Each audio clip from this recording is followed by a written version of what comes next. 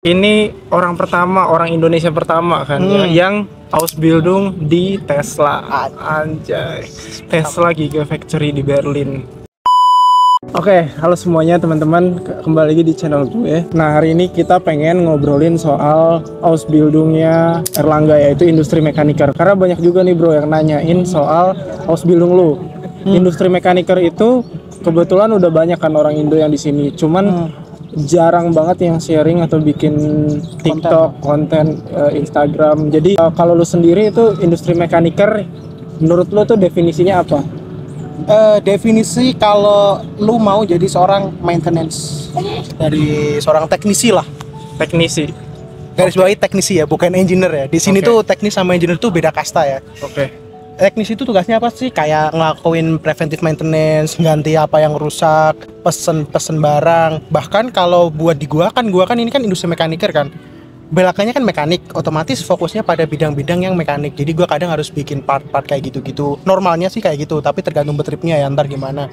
Kalau emang bisa pesen ya pesen, dan kalau bisa ini ya ini. Dan anyway, lu kan Ausbildungnya ini di salah satu betrip yang lumayan waduh, hype banget nih guys. Kalau misalkan bisa dibilang ini orang pertama, orang Indonesia pertama kan ya, yang Ausbildung di Tesla. Anjay, Tesla Gigafactory di Berlin, di Brandenburg ya tempatnya. Nah, kalau di Tesla sendiri itu lu kerjanya ngapain aja sih sehari-hari? Sehari-hari sih kalau misalkan kan masalahnya tuh gue tuh Azubi kan ya. Jadi gue nggak bisa di Einsatz atau nggak bisa ditugasin di Wochenende atau weekend. Normalnya kalau di Tesla itu tuh weekend tuh adalah waktu-waktunya kita buat maintenance karena produksi di stop. Ya kan, minggu malam gitu-gitu. Nah, itu normalnya tuh kita maintenance-nya di situ di waktu-waktu itu. Jadi lu pas hari Senin sampai Jumat nggak ngapa-ngapain? Ngapa-ngapain dong, tapi nggak sebanyak waktu yang di weekend. Jadi normalnya kalau tiap hari itu kita harus ada yang namanya technical controller. Jadi di line yang kita pegang, misalkan nih gue sekarang lagi ada di sealer nih, jadi gue nanti pegang di sealer. Udah itu ntar gue ada apa-apa ya harus ke sana gitu. Tapi lu di sana secara Arbeitsbedingung, secara work life balance berarti nggak ada masalah? Nggak ada masalah sih, jujur aja ya, kalau buat Azubi di sana top banget. Top banget. Kalau lu emang mau kerja juga itu juga hitungannya top lah, karena dari segi penghasilan juga bagus kan, karena perusahaan gede segala macam gitu-gitu. Dan juga internasional Arbeitumfeld, itu yang paling penting sih. Iya sih, dan lu di sana bisa ngobrol pakai bahasa Inggris kan bahkan jadi nggak perlu ya, lu pasti butuh Jerman. Karena Jerman itu kan kalau lu datang ke Jerman tapi lu nggak bisa bahasa Jerman, menurut gua aneh sih. Gitu. Kecuali kalau lu emang sepintar itu, lu S3 profesor yang emang lingkungannya tuh direkrut tuh cuman buat penelitian doang, gak harus apa-apa ya, gak harus tapi menurut gue bahasa Jerman tuh minimalnya tuh lu harus bisa A2, tapi dengan skill level yang benar-benar A2 ya, karena jangan kita ngomongin orang A2 yang barusan lulus kayak gitu-gitu, itu tuh secara skill level beda gitu. Yang gue menarik dari lu itu kan sebelumnya udah datang ke Jerman. Jurusan apa? Restoran Fachmann. Restoran Fachmann. Terus lu tiba-tiba pindah jurusan ke sekarang industri mekaniker. Itu ceritanya gimana, Bang? Jadi waktu pertama kali gua datang kan ya, gua datang tuh di bulan Januari 2023. Sekitar tanggal 11 atau tanggal 12 gua lupa. Gua sampai ke Jerman itu, terus baru 2 minggu gua kerja atau seminggu gua kerja, gua sudah memutuskan kayaknya ini bukan jurusan gua. Jadi dari awal tuh gue udah memutuskan ini bukan jurusan gue. Jadi gue udah mulai coba-coba cari info bewerben segala macem, sampai gue nanya si Abi juga nih, karena waktu itu kan gak tahu kenapa keluar dari teman gue, orang ini kayaknya. Lu kenapa bisa tahu gue? Itu tuh dari teman gue. Akhirnya gue ngechat lu, si ada teman gue lah. Terus gue akhirnya ngechat lu, terus gue nanya-nanya tentang Ausbildung teknik itu ngapain gitu. Jadilah lu pakai salah satu kita sebutnya Vermittlung lah, yang gue juga iniin. Oke lah, kita nggak usah sebut lah, tapi gue juga mandiri juga di waktu itu. Gue juga nyari sendiri karena gue berpikir kalau bisa gratis ya udah ngapain bayar. Sama, gue juga prinsipnya kayak gitu kita. Tapi jujur aja gue deg-degan kalau misalkan gue nggak dapat, Nah, berarti gue harus terusin dong sampai tahun depan dong. Iya. Atau tahun depan gue udah kelas 2. Kelas 2 habis itu kelas 3. Kayak nggak worth it gitu loh kalau buat cabut. Makanya gue jaga-jaga pakai Van Midlung yang selalu diituin Abi. Yang dipelajarin selama Ausbildung apa aja? Yang apa ini? Yang sekarang industri yang sekarang Steuerung teknik. Tapi kalau Steuerung teknik tuh kayak teknik kontrol. Tapi teknik kontrolnya beda dari yang dipelajarin sama Abi. Abi pelajarin ada yang punya gua, tapi gua tuh lebih fokus ke bagian mekaniknya aja. Kalau Abi tuh fokusnya lebih banyak, lalu lebih fokus ke programnya juga kan. Kalau gua ke mekaniknya aja. Jadi apapun yang berhubungan dengan mekanik, gua harus tahu. Oke. Gua harus tahu. Nah, sejauh ini seberapa link and match yang lu pelajarin di sekolah sama di perusahaan? Kalau link and match sebenarnya agak jauh ya, karena perusahaan gua kan, maksudnya bukannya gua merendahkan atau apa, karena gua di Tesla fokusnya tuh lebih banyak otomatisasi atau teknik kontrol. Oke. Nah, yang jadi masalah industri mekaniker tuh nggak sebanyak itu pelajaran teknik kontrol, tapi mereka tuh harus paham gimana caranya ini bergerak dan lain sebagainya loh. Nah, maka dari itu untuk ngomongin link and match, gua nggak bisa ngomongin itu kayak 100% gitu-gitu. Tapi kalau lu udah ngomongin ke maintenance itu beda lagi. Oke. Jadi beda ya. Jadi kerjaan yang seminggu itu tuh kerjaannya seminggu itu tuh mungkin lebih bagusnya kalau ditaruh ke jurusan mekatronik atau jurusan otomatis ruang teknik. Tapi kalau kerjaan maintenance itu pasti kerjaan gua.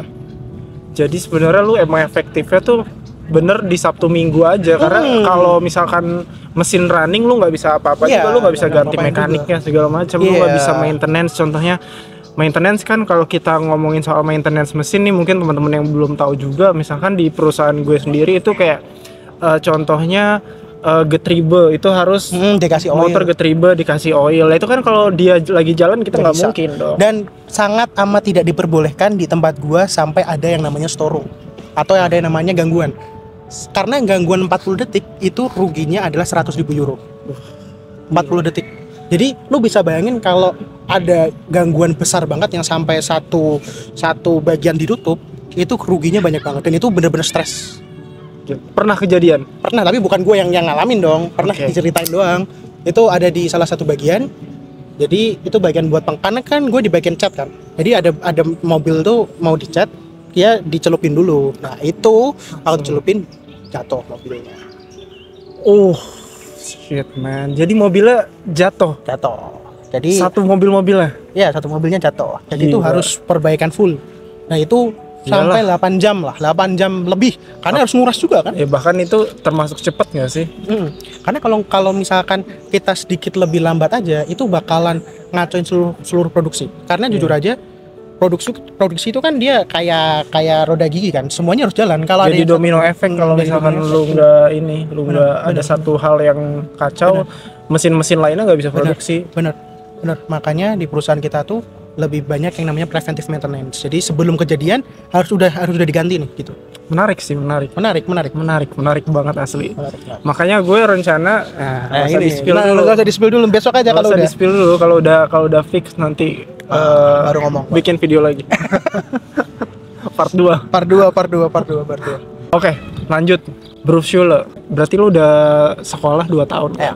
Berufsschule lu ini kira-kira bisa ceritain nggak kayak gimana prosesnya, dan lu awal masuk Berufsschule ini, kita nggak ngomongin yang restoran Fahman ya, ngomongin yang industri mekaniker. Teknik lu belajar apa aja secara teori, dan apa kalau pernah kena rasis segala macam. Oke, kita mulai dari apa? Dari pertama kali ya.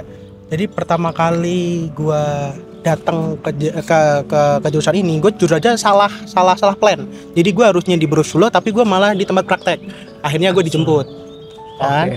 Yang kedua, setelah masuk, gue sering banyak nih ditanya-tanyain sama teman-teman yang sekelas atau bahkan sama gurunya, lu dari mana, lu gini, lu dulu pernah ngelakuin apa aja. Dan gue ngomong dong, gue dulu pernah belajar juga kok, gini jurusan ini, gini. Tapi terus pada mereka tuh suka nanya, kenapa lu tetap Ausbildung lagi? Ya karena sesimpel di sini nggak diakuin gitu. Gue ngomong kayak gitu. Oke, dari situ kan otomatis guru-guru tuh udah kebentuk suatu kayak gimana ya, first impression kalau gue tuh bisa mengikuti. Itu at least kayak gitu. Karena kekhawatiran dari sebuah perusahaan, bahkan kekhawatiran daripada guru-guru adalah kita sebagai Auslander itu nggak ngerti dan nggak catch up. Jujur aja, guru-gurunya itu sekitar gue bisa ngomong 80-90% guru-gurunya keren, dan artinya mereka tuh peduli sama kita.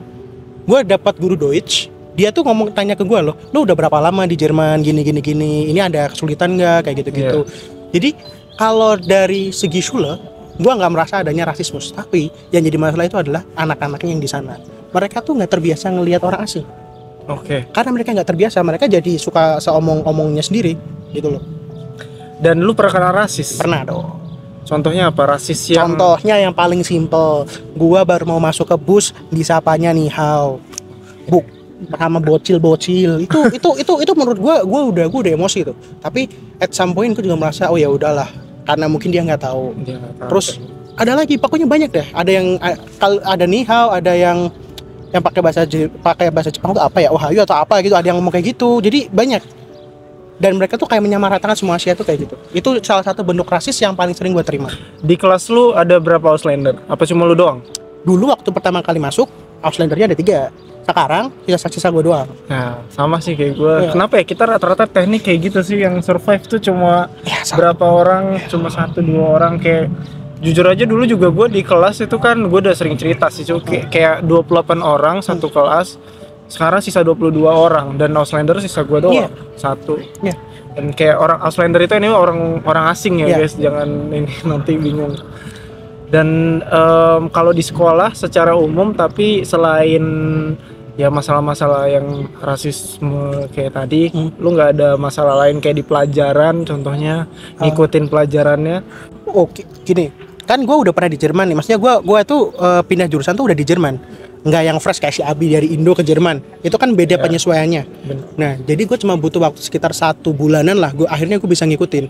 The first thing is, yang paling penting adalah lu tuh harus dapat respect. Harus dapat respect dari siapapun.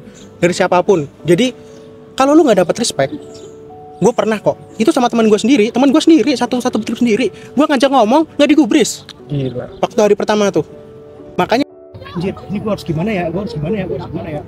Tapi lama kelamaan karena gue udah lu nunjukin performanya segala macam, nunjukin bahwa lu itu juga bisa nggak tolol. Iya, nggak tolol. At least gue mengikuti gitu. Gue setuju banget. Karena ini cerita gue juga guys. Gue kalau di perusahaan itu termasuk mungkin 3 bulan pertama, karena gue kan pindah perusahaan anyway. 3 bulan pertama itu gila, beneran kayak gue kan, kalau gue nggak tahu sih di Tesla kayak gimana ya, tapi di tempat gue sendiri itu kayak tiap kali pergantian shift kan ada apa ya, persamlung gitu, meeting bentar 15 menit 20 menit. Nah di situ tuh kayak gue kayak pisang gitu, kayak kacang banget. Nggak dianggap kan? Nggak dianggap kayak cuman seiring berjalannya waktu, project pertama gue yang gue bisa benerin sendiri itu ini ada Kalpas sensor itu adalah guys, jadi kayak buat heating sistemnya di perusahaan itu rusak dan harus, jadi dia sampai temperatur berapa gitu, di setting berapa dia harus mati.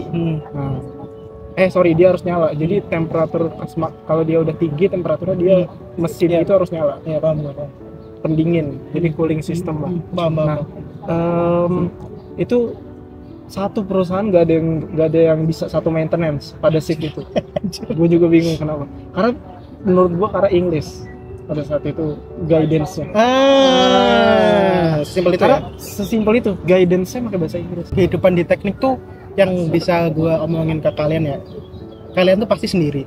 Dalam artian tuh kalian tuh sebenarnya nggak punya temen. Kalau kalian kayak yang di perusahaan gastronomi atau perhotelan atau apa, itu kan pasti banyak ada teman. Banget. Ada temen. Orang Indo banyak banget.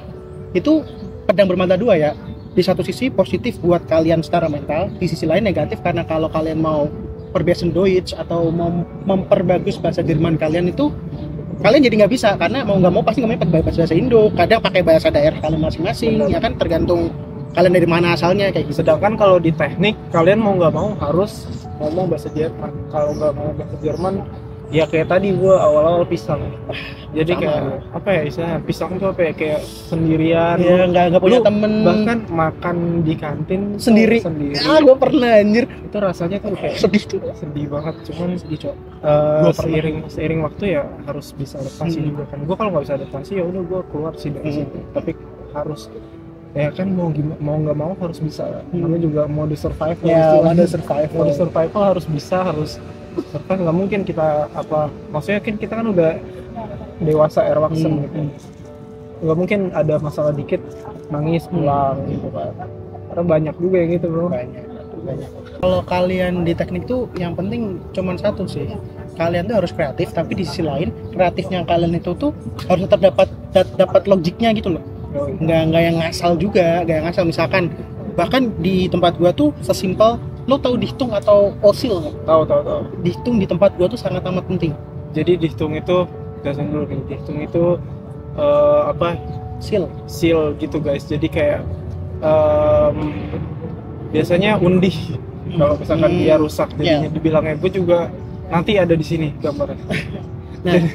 nah jadi tuh di tempat gua bahkan yang paling penting tuh apa, meskipun dari bentuknya sama, ukurannya sama, kalau bahannya beda itu juga nggak boleh dipasang. Yang kemarin gua tuh ada kan pekerja, kita lagi praktek, disuruh benerin gitu, udah lu coba benerin ini, ternyata pekerjanya salah order. Akhirnya waktu nanya sama engineer ya dimarahin. Dan kenapa dia marahin? Karena itu bakalan mempercepat keausan dari seal itu sendiri. Akhirnya harus diganti lagi gitu. Dan itu nggak sesuai standar Jerman. Oke, mungkin itu aja video dari kita kali ini. Kalau misalkan kalian ada pertanyaan, mungkin bisa tanya ke Erlangga. Karena Erlangga ini istilahnya kalau gue bilang praktisi yang emang Ausbildung di Tesla langsung. Dan Tesla kalau kalian tahu itu perusahaan yang memang sangat besar sekali, meskipun dengan berbagai macam skandal dari Elon Musk ya, cuman Teslanya sendiri itu perusahaan yang penuh dengan orang-orang yang pintar, engineer yang pintar, ilmuwan yang bantu mengembangkan produk Tesla. Nah, kalau kalian pengen tanya-tanya dan pengen Ausbildung di Jerman, bisa tanya ke Erlangga atau tanya ke gua di Instagramnya ada di sini nih, jadi bisa di follow. Jangan lupa di YouTube ini kalian bisa diskusi juga, like, comment, dan subscribe. Ciao.